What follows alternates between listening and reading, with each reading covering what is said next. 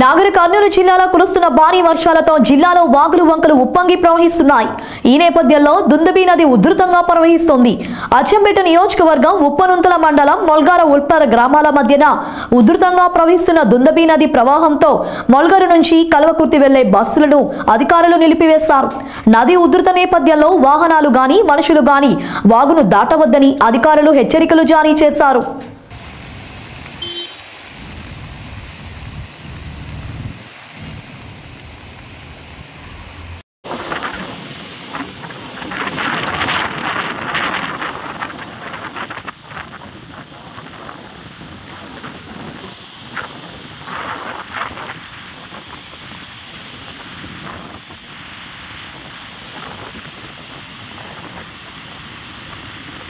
తెలంగాణ రాష్ట్రం అన్నట్టు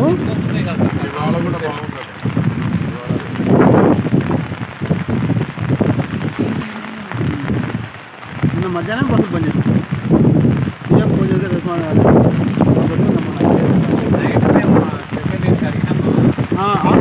నేను ఫోన్ చేస్తే ఎత్తట్లేదండి.